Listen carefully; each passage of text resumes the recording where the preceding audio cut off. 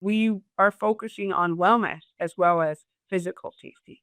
And so we want to be real. And we know that substance abuse is an issue. And if somebody comes onto a construction site and they're not themselves or they're under the influence, everyone on that construction site is less safe. You're listening to the Building Better Futures podcast, where innovation meets inspiration. In each episode, host Eric Hurani journeys alongside notable thought leaders who are shaping the future, cultivating exceptional work cultures, and nurturing the next generation of trailblazers. We aim to spark inspiration by engaging in dialogue with leaders from groundbreaking companies, innovative projects, and exceptional teams. Our goal is to empower individuals to positively impact those around them and leave a lasting legacy of positive change in our communities and society at large.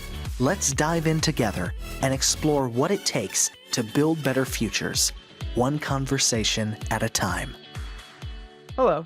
Today I'm joined by Elizabeth Crowley, President and CEO of the Building Trades Employers Association. Hey, Elizabeth, how are you? I'm good, Eric. Thanks for having me on your Building Futures podcast. Of course. This is a great time to have some conversation. And I know we were fortunate enough to see each other recently at the conference you guys do. And we'll get to that in a moment. But I want to jump in. We always like to start every episode with good news and gratitude. So is there any personal or professional good news or gratitude you have that you want to share with the audience? Good news and gratitude is I'll start with our BTEA safety conference. Last week was a resounding success. You know, the BTEA has an annual safety conference every year. It was my third safety conference as president and CEO.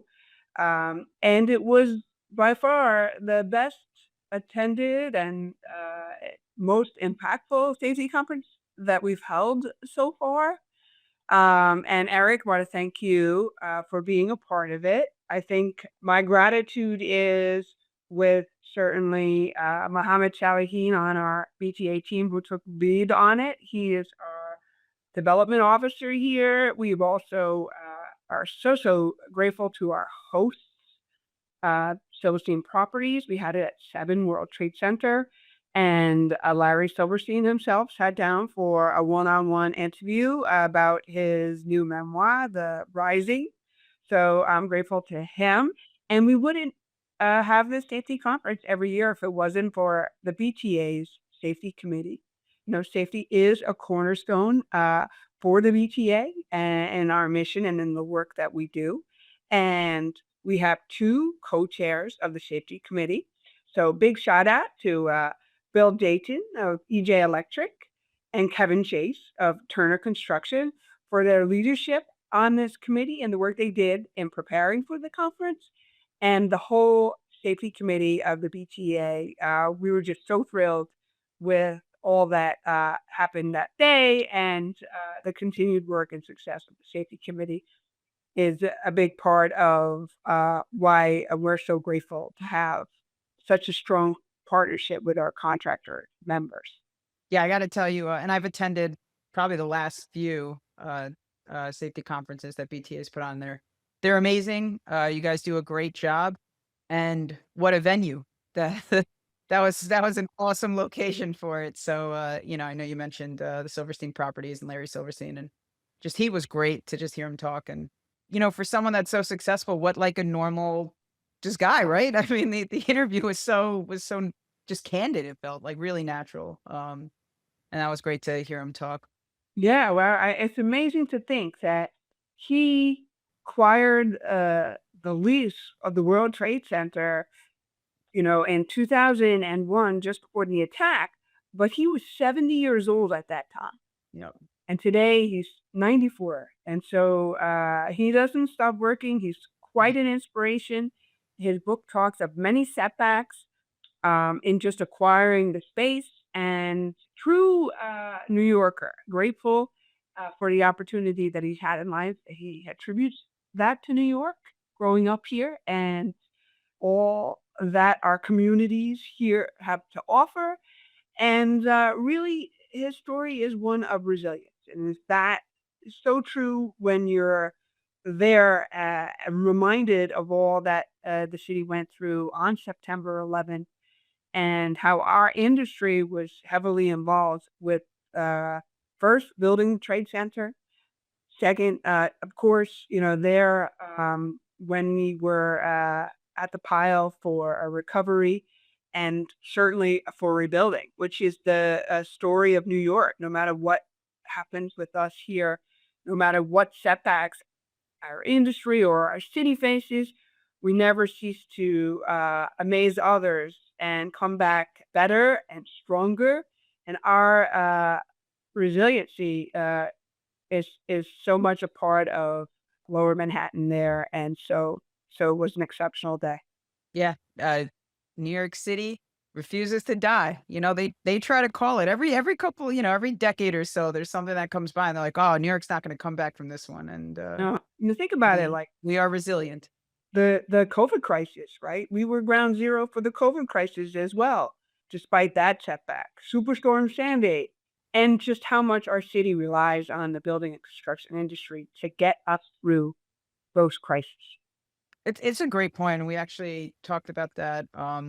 We had Mike Wallace, the former director of construction over at the Port Authority, on an episode, and we talked about that, especially just after 9/11, how the building community, right, the industry came together to help.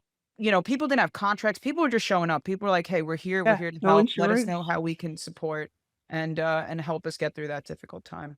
So my gratitude on show day is always to the guests. So I really thank you for being on. I know you're extremely busy, and it's always great to get to know you. So I always appreciate everyone taking some time out of their day to do this. So I'm going to jump into the first question, which is mostly just tell us about yourself. Give us the 90-second background on who is Elizabeth Crowley. Where did you grow up? Where did you go to school? How did you get involved in something like this? Well, I have a New York story, like so many others in the industry. I was born and raised in Queens. I still live in Queens. Born to a big family. I'm one of 15 children. And nobody in my family was in building or construction, the industry before I got involved. My parents were heavily involved in the community. They led by example. My mother was a school teacher. My father was a community lawyer. They both were involved in our community in a way where they both in their life were elected. My mother was on the local school board, and my father, first to the you know community parish council, and then got involved with CUNY higher education, was on a board member, and then ran for office and was elected to the city council. Sadly, my dad passed away when I was young. I was only 7, and he didn't serve for a long time in a local government. But I was always inspired by the work that my parents did. And out of all my brothers and sisters, I'm the only one that actually ran for public office. But all of my siblings are in fields where they give back, whether they're teachers, nurses, lawyers, doctor. They're always looking to make a difference. And I think that work ethic and thinking of a larger community outside of ourselves or our own family, something that we learned by our parents and from one another and in the home that we were raised. So how many siblings do you have? I heard almost four different. Do you have four siblings? Is I that have 14, 14. 14? Really? Yeah, 14. Yes, I'm number 14 of 15 children, all from the same mother and father. And yeah, I have one younger. So out of all the 15 of us, 15 together, there are 12 girls and 3 boys. And yeah, no, so it was a community in itself growing up in my house. It taught me how to fight for what was right, what I believed in. And sometimes it had to be my own fair share amongst the rest. But that gave me the experience, I think, that led me into this profession because then I knew when I was younger, I wanted to do something with my hands. I was good with arts and crafts, and you would think, well, how does that relate to politics or the BTEA? But actually, I studied art restoration in college. I went to FIT in Manhattan, first fine arts, but they had a art restoration program. And it was in that program that I was able to take an internship on restoring interiors of buildings. In high school, I visited the Sistine Chapel. I was like just after they had renovated the work of Michelangelo, and I wanted to be like that. And so before graduating from college, I went down to the Painters Union, very green and naive, and not knowing a whole lot about the industry, with my portfolio. And I said, "This is the type of work that I'm trained in and would love to do. And I know that your union represents painters like me." And they said, "Well, can you do gold leaf?" And I said, "Yes." And I showed them some pictures of the work that I've done as the artist doing restorative gold leaf work. And they said, "Well, we're looking for somebody just like you to work at Radio City Music Hall. And that project will start at the end of May." And I was like, Amazing. I graduate in the end of May. I can start right away."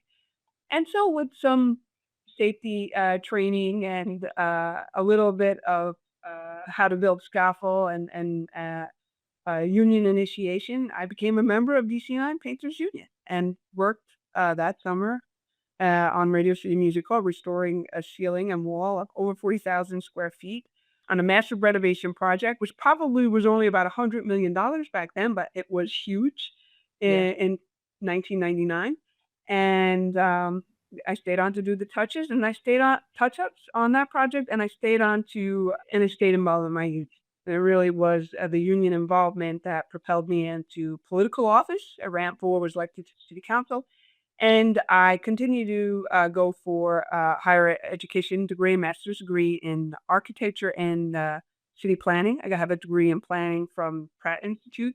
And I did all of that before I took office and was elected to the city council in 2008 as the first woman and the first Democrat to represent my district in Queens. Very cool. What's so much interesting information there. I love that story. I mean, one, even though we know each other, I didn't know that you came out of school and joined the union. I didn't know you were part of trade. That's incredible. And I mean, I guess that makes this really mission driven for you, what you're doing for here at the BTA. Yes, when the opportunity presented itself, and yeah, the mission of the BTA, and just a little bit about the BTA. The BTA Sure. is the largest contractor association in the country, and we're proud to be union contractors. Our association represents over 1,200 different companies. So we're a business association, from construction management firms to specialty trade subcontractors, MWBE firms. And while we have the union construction industry, and my background in being a union painter, I was driven to this work because of my belief in the union, and not only being a part of, for me, as a young adult out of school, the building and construction industry, but also knowing that I was being protected by a louder voice than mine. And that's exactly what the BTA is. It's a louder voice than one company, one contractor. It's a united voice. And we're there as the advocate of the union contractor, whether it's government affairs, public affairs, professional development. Certainly, we covered safety, innovation, and technology. And so we are there to do that. And that is the mission. And the mission was so aligned with the type of work that I've always gravitated towards, whether it was right at school or being in the council. And all of that experience helped prepare me to be here at the helm of the BTA today. And I wouldn't want to be anywhere else. Couldn't think of any other job that I'd be more fit to do. And I look at it as a privilege and an honor.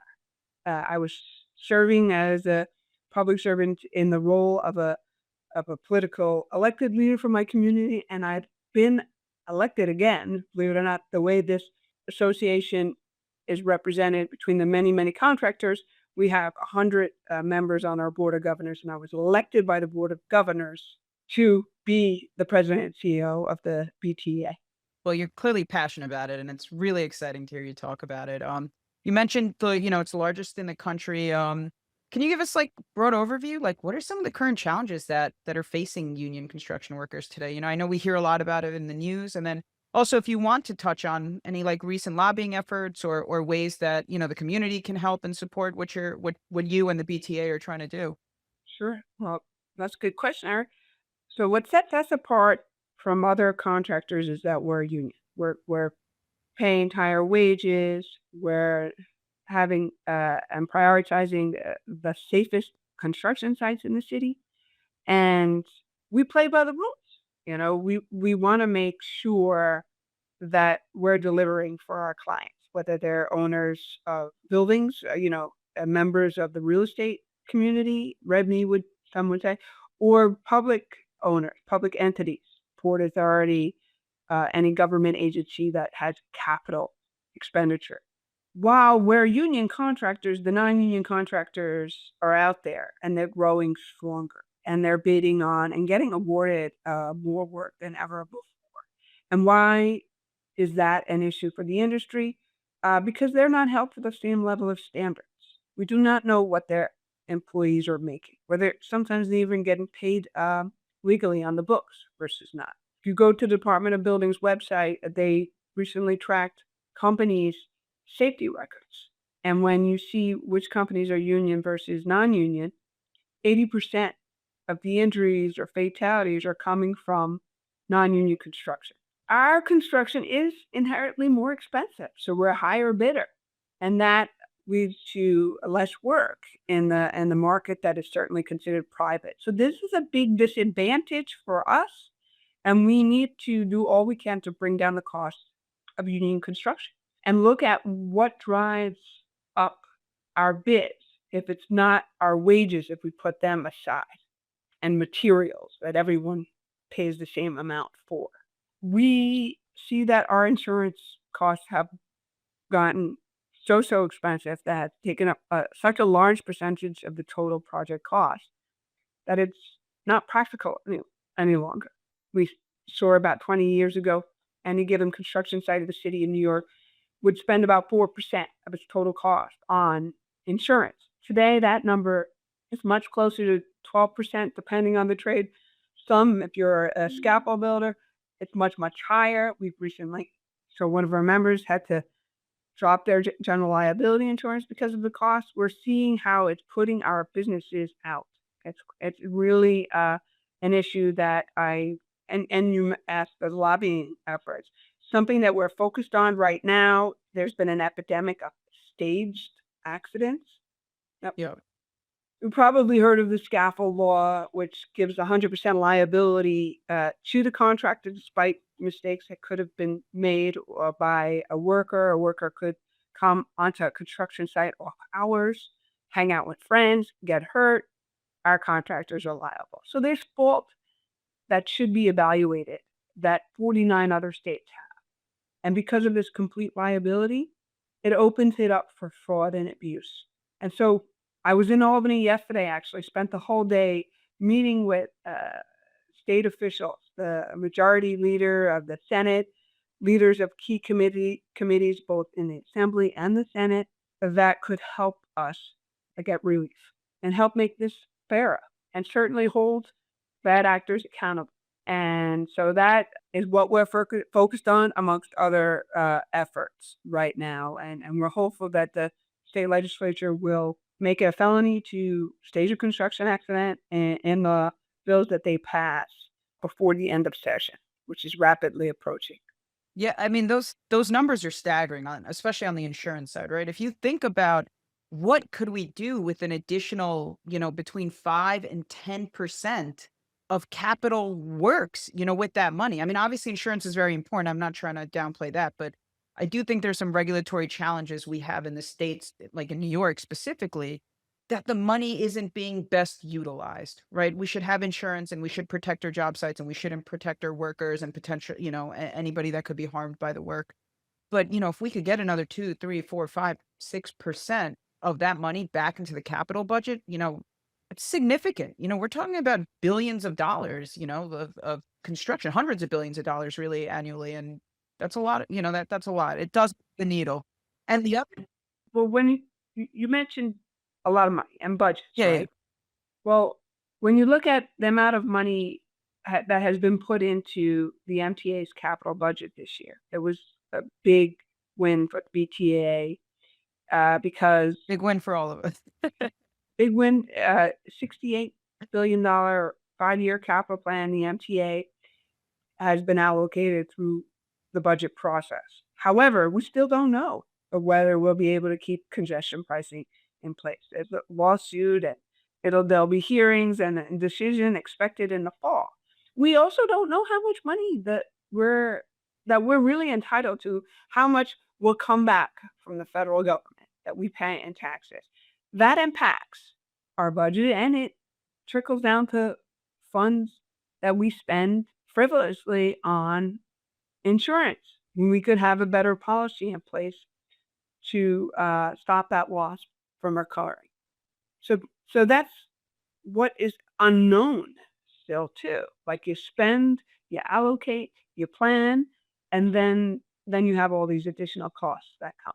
Yeah. I will say on the staged accidents also, that was terrible. And the investigation and what it revealed, I mean, it's at a certain point, it's also embarrassing that they were able to get away with this for so long, and everybody was complicit in it, it feels like. But I hope they do figure out a way to crack down on that, because that affects every single one of us. Because at the end of the day, the trade will get dragged in, but so does the owner, so does the engineer. So, so like we do a lot of consulting work.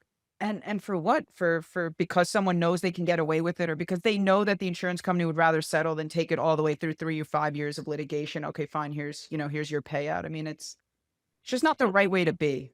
Right. And they don't even want to write insurance in New York anymore. Yeah, that's another big problem. Yeah. Little competition. And they'll just go do business in another state where the laws are much more reasonable. So, I know we felt like it wasn't the most positive part of this, but I know we do a lot of positive and a lot of good here as an industry, and I know the BTA does that too. I was wondering, do you have any, like, either a personal story or a story from a one of the organization members, like, emotionally? What does it feel like to fight for the worker protection that you do in an industry that's typically profit driven, right? I mean, at the end of the day, everyone's trying to make a bottom line number work and meet margin. Profit driven and an industry of tough guys for Yeah. the most part. Yeah, that's a good point too. Yeah. How do you do? Well, I think when you said personal story, I'll just think of a personal story that I heard at our safety conference. Contractor came up to me, and he actually shared a really sad story about what happened to him on a construction site when he was a foreman, and there weren't a lot of people working. Somebody went missing, and sadly, they found a construction worker that took his own life that day. And I didn't realize this before I took on the helm of the PTA, that construction suicide is a very high rate in comparison to any other industry here.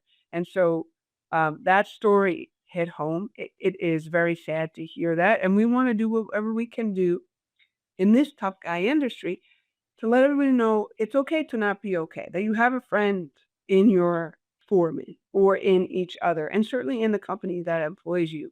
And we are focusing on wellness as well as physical safety. And so we want to be real, and we know that substance abuse is an issue. And if somebody comes onto a construction site and they're not themselves or they're under the influence, everyone on that construction site is less safe. And we need to be wise about the industry because there's a mental health epidemic happening in our country. We've noticed this post the pandemic. And so know that the BTA has a program. And since we've started to bring more attention to this issue and more awareness, more and more contractors have joined on, and the building and construction trade industry is also committed to making a difference, affecting the industry in a positive way by creating programs and offering services for free for members to come for help.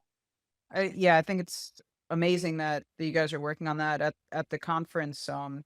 Eve Biggers led a panel on from Curtis Project. She led a panel on that very topic, and it was just kind of eye opening and also sad, in a lot of ways to hear the stories, but really uplifting to see what they're trying to do and how they're trying to provide the resources, right, the help that everyone needs to, so they have someone to call if they're feeling a certain way or thinking a certain way. Right. Because a lot of the safety we focus on is, hey, everyone's got to go home the same way they came here.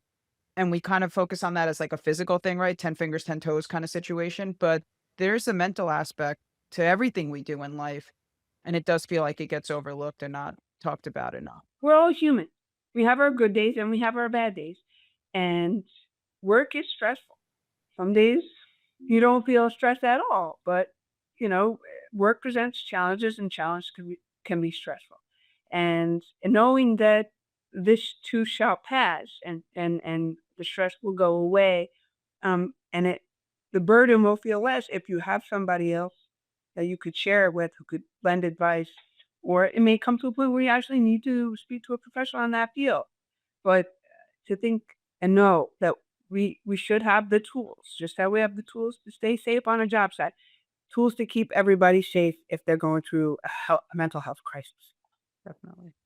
I know you touched on the stresses of work, and obviously in this role, I'm sure you face your fair share of challenges in negotiating with like the developers and the owners and whoever else you have to negotiate with at certain times.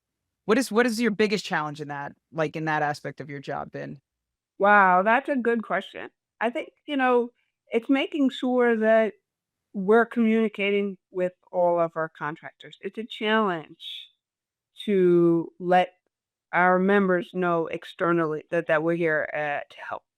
And so it's a continuous effort. We do a monthly insider newsletter where we blast it out to our whole community. We try to make sure we have everybody's up to date email list, but it never fails. We had that safety conference last week and people said, What? I didn't know about it. How did you? Ugh. So it's always an effort to keep our membership engaged because there's times we could help them and they don't think to ask the BTA, but we want to be helpful. If it's a government issue or an issue that a business owner faces, as a business owner. What if you want to change the dynamics of your business? What if you want your business to become an employee-owned business? What if you're hiring and expanding and it's not through the trades, but you need to hire internally and grow your project management staff, or you just need an administrative assistant? Where can you go to help? So we want to be there and the first for the small business or our business is to call when they need help. We want to be able to deliver the value that they deserve as a member of the BTA. That is really cool, and I see that being a challenge because I personally didn't know all of the other facets there, right? That the way you guys kind of support the organizations in terms of just even just like managing the business or maybe hiring and not necessarily just the trade hiring, right? There's the whole corporate side of hiring.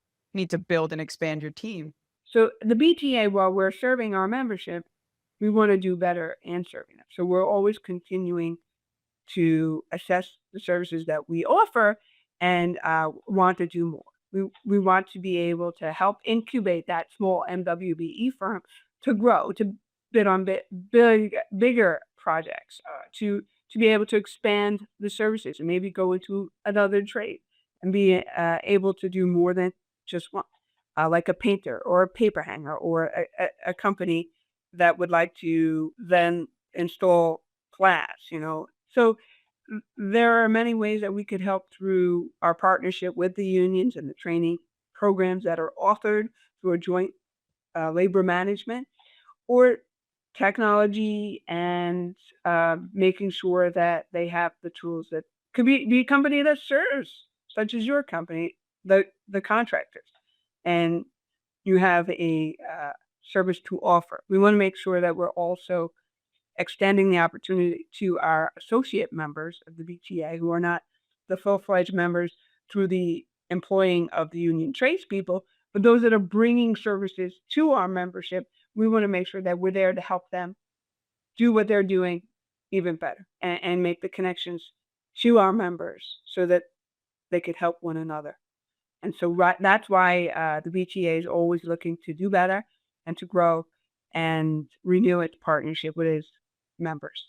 That's really exciting, and it sounds like you're a resource and a partner above all else. Like let's help everybody in our ecosystem be better, and I like that as like a value by which to that you can live by.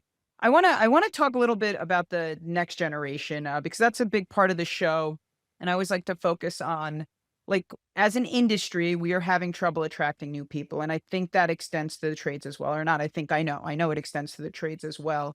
Do you have any like thoughts or advice? Like, how can we encourage younger people to learn about the trades, to join the trades? And then, what support is available to them, like maybe from the BTA? And earlier you mentioned training. I think that's probably something you guys are actively promoting.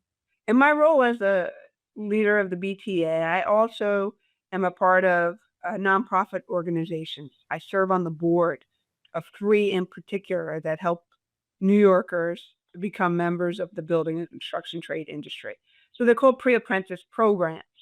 I sit on the board of non-traditional employment for women that is focused on women, could be first career or new career in the industry. They do a good job out there promoting the trades, and we want to be helpful. And I, as a board member, to retaining the women to make sure they graduate through an apprentice program and become an active member of their trade, potentially working back office. In addition to that, not just on employment of women, we also have helmets to hard hats, very similar program, veterans, and lastly, for our high school seniors in New York City public schools. It's a partnership that was started with the School Construction Authority to make sure that we're giving opportunity city public school residents, city residents who are public school students, an opportunity to join the trade. While we're doing that, we need to do more, and the BTA is committed to doing more, to catching those community college students that do not think of themselves as going into the engineering field, to know about construction management. And whether it's just community college students in Manhattan College or other existing engineering programs, that there's work here in the trades. If you get a degree in engineering, we could help you build and reinvest in New York City. Well, you're like the perfect story for that, right? I mean, you went to school, obviously, you got a degree, and then you went to the union and you were like, "Hey, look at this talent I have. I can do this." And you Yeah, went and did it. very unusual way, but It it was, yeah. is I a had not story. heard a story Yep, like. no, it is my story, and the union and the industry has offered me a lot of opportunity, and there's so much opportunity out there. As a city, we are always challenged. We're the most dense city in the country. We're always growing vertically and horizontally. We need to invest in our building and infrastructure, and we need the best talent to be attracted to help us in. And that's why I am grateful to you, Eric, and your Building Better Futures podcast to help get that message out there to young people that we need you. And this is a very exciting, rewarding industry where there'll be a lots to learn and lots to give back. I agree, and that is a big focal point here, right? We want to inspire the next generation of leaders, the next generation entering this industry. I was very fortunate. I've had a lot of great mentors and a lot of good people, around me in my life, and my family's been part of this industry for a long time, and so it means a lot. Thank you for acknowledging and appreciating that. Do you have some advice for the next generation of leaders? What's some advice you like kind of live by? Always do your best. I like that. And do you have a quote or like mantra? I don't know. Like I'm a quotes person, and then I can never remember the quotes. But I like quotes too. I mean, I think of RFK, right? Robert F. Kennedy. He said, "Some see things the way they are and say why. I see things that have never been and say why not." So think big. Always challenge the status quo, and you'll have a good career no matter where you land, as long as you continue to do your best, think outside of the box, and work to make a difference. that is such an amazing quote. I have a list of quotes in my phone that I keep, and it's like hundreds at this point. But Give I'm gonna me your add that. favorite. I'd love to hear it. Which I'm one? gonna add that to Which it. one do you want to share today? So my favorite right now, and I've slightly altered it, but it's by Dan Martell, and who's like an entrepreneur and like business like coach kind of person. But he talks about how like if you're not living, you're dying, basically, right? Like you have to Yeah. live your life to the fullest. And so the original quote is if you're not living, you're dying. My plan is to live so hard that death can't keep up. And like I really love that. Slightly modified it to change living to growing, because I don't know, it just applies more to everything I'm trying to do, like both personally and professionally. but same idea. It's just like, I just want to grow so fast that depth can't keep up with what we're trying to do, you know? So, but I love that quote. Work hard, play hard, run Yeah. hard. Lots of good quotes. I mean, And there's another one I live by. I have two, like, I don't know, life rules, I guess, and they're yeah, very simple. And one is celebrate everything, and I try to do that with my family. We try to celebrate all the big or small things. We try to do that as a company. We always start every meeting the same way I should start the podcast, with good news and gratitude. But the second one is from Boy Meets World. This is a show I watched growing up and I really like. And I think it's like one of the last scenes, if not the, but they're just asking their teacher, like, what should we do in life now? Because they've had the same teacher for basically their whole life. It's a TV show, so it doesn't have to be realistic. And he just says two simple words and he says, be good. And I really like that, like, be good, do good in everything you do. And so those are my favorite quotes, a couple of them. be good and do good. Yeah, I think all that's Words to really live by. important and simple. Yeah. Words to live. All right, cool. Well, Elizabeth, I really appreciated your time here. We are going to wrap up with the lightning round. So I'm going to go through three quick questions and you can answer them however you see fit. And if they don't apply, just let me know. But the first one is, do you like to work out? And if you do, what's your favorite type of workout? I like to work out. I like to go for a run, and my favorite type of run is on the beach. Oh, cool. I live in Very, Rockaway, and so I'm blessed to be close to the water, and that's where I like to work out. very nice. Yeah. What never fails to make you laugh? What never fails to make me laugh? A good joke, I guess. I'm always lighthearted.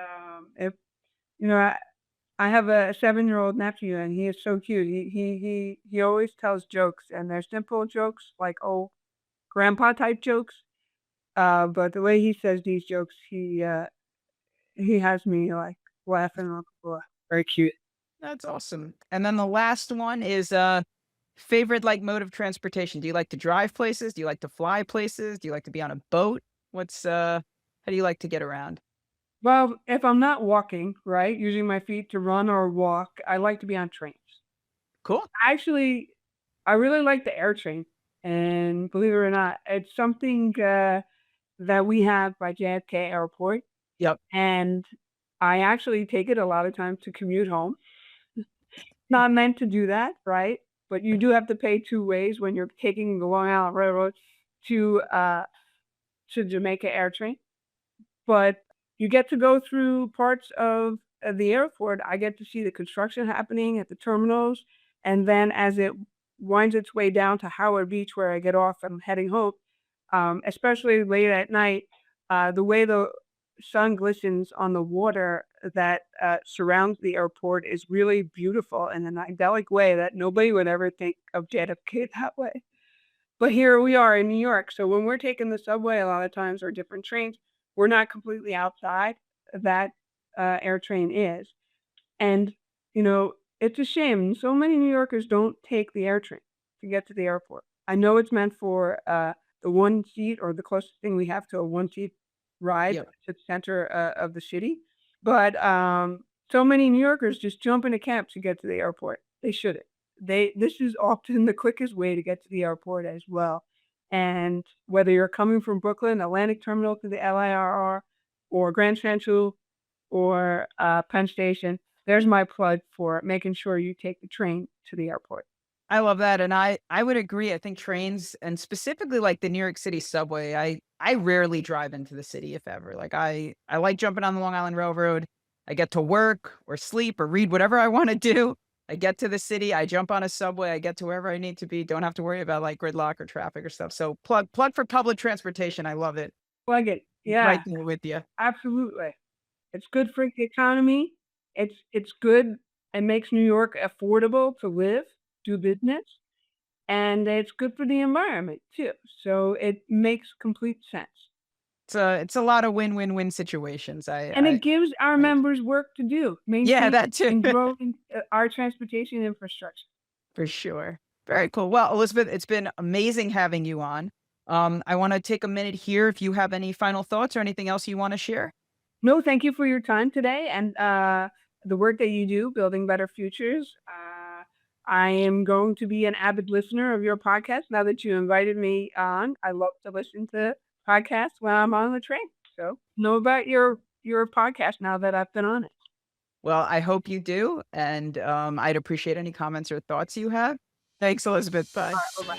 This episode is brought to you by Infinite Consulting Corp., your go-to firm for MBE certified project and construction management consulting. Discover how Infinite can help you build a better future at infiniteconsultingcorp.com.